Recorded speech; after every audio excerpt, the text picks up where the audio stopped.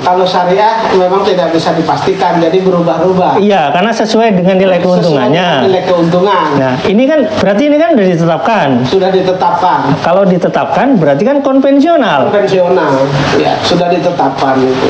Nah, bagaimana mungkin seorang hakim memutus sesuatu yang konvensional dengan metode syariah? Betul.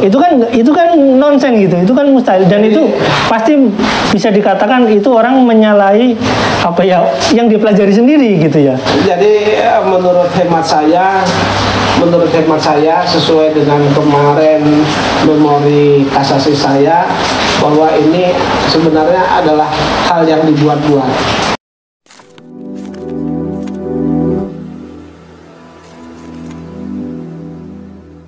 Oh ya.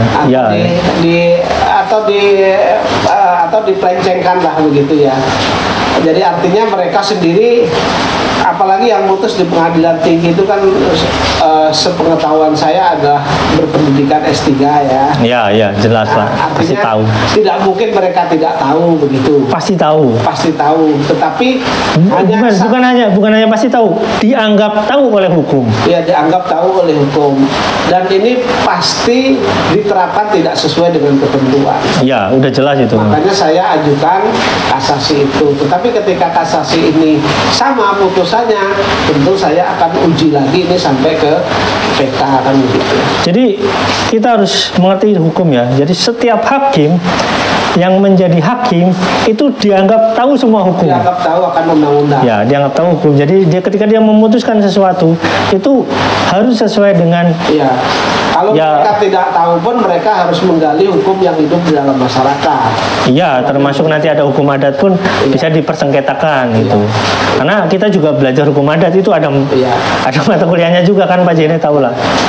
Nah, sekarang kita bicara kasasi, kan saya dengar kasasi itu Pak Jene sempat mengalami masalah. Dari kecurigaan Pak Jene itu bagaimana? Karena saya juga ada kecurigaan nih Pak. Jadi Pak Jene jelaskan dulu nih. Ya, jadi kalau masalah relas pemberitahuan itu bukan hanya pemberitahuan dari kasasi saja Mas. Itu mulai dari putusan pengadilan tinggi pun sudah mulai bermasalah. Jadi putusan pengadilan tinggi itu jadi sudah bocor dulu kepada media, terus kemudian dari pihak Yusuf Mansur dan kawan-kawan, tetapi saya juga belum tahu, dan memberikan kepada saya itu cukup lama. Nah, sampai dengan saya berkirim surat 2 atau 3 kali saya bersurat, baru mereka memberikan relas pemberitahuan itu di pengadilan tinggi. Putusan pengadilan tinggi saja ya. Itu. Jadi 2 atau 3 kali itu ada dokumennya saya punya. Itu baru mereka memberikan relas pemberitahuan, kemudian saya mengambil putusannya, kemudian saya mengajukan kasasi. Nah, begitu juga di putusan kasasi ini itu lebih tahu wartawan lebih dulu, kemudian Yusuf Mansur lebih tahu lebih dulu ya, kemudian mereka konferensi pers. Karena saya melihat Yusuf Mansur sudah konferensi pers, maka Yusuf Mansur itu kalau tidak salah konferensi pers tanggal 5, kemudian saya tanggal 7-nya bersurat. Bersurat itu satu surat, tapi saya tujukan kepada Ketua Mahkamah Agung dan Ketua Pengadilan Negeri Jakarta Selatan. Kemudian saya tunggu sampai dengan tanggal 8, dari tanggal 7 sampai dengan tanggal 18 ya kan, 11 hari kemudian saya juga belum dapat pemberitahuan itu kan. Nah, kemudian saya surati lagi tanggal 18 itu saya surati sama satu surat, tetapi kepada Ketua Mahkamah Agung dan Ketua Pengadilan Negeri Jakarta Selatan. Kemudian di tanggal 31 saya mendapat surat dari Mahkamah Agung yang mengatakan bahwa memang benar sudah diputus, kemudian berkas perkara itu sudah dikembalikan kepada Pengadilan Negeri Jakarta Selatan. Nah, surat dari dari Mahkamah Agung itu juga ditembuskan kepada Pengadilan Negeri. Nah, Saya tunggu agak lama, kemudian saya masih ada urusan repot, jadi nggak saya surati lagi.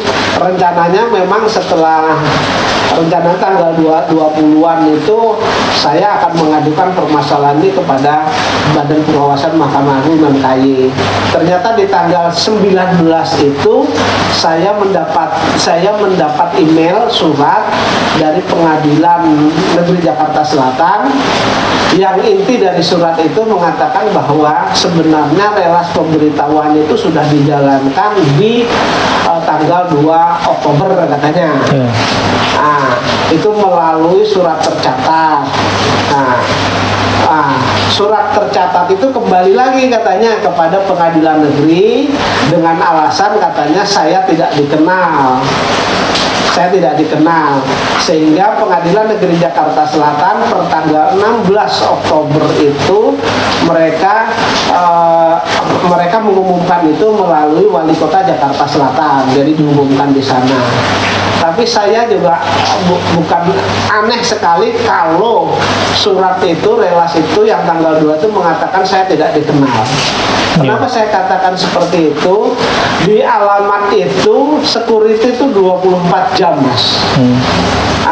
Kalau orang mengantar surat mengatakan nama saya saja, itu kalau mereka nggak mau jalan itu pasti diantar. Iya, karena security. Semua orang di sini juga kenal. Kemudian katakanlah security tidak mengantar, tapi mustahil kalau security tidak mengantar. Katakanlah mereka berjalan sendiri ya ke sini, kiri kanan saya ini juga pasti ngasih tahu dan mereka tahu saya kok. Sampai sana juga tahu, Pak. Ya. Jadi jangankan satu klaster ya. Artinya di klaster lain pun orang tahu gitu. Oh, Pak Jaini di sana gitu. Jadi menurut hemat saya ini sebenarnya lagu lama, Mas. Artinya cara-cara lama yang digunakan agar perkara saya itu jangan sampai saya tahu kemudian perkaranya inkrah, kan begitu.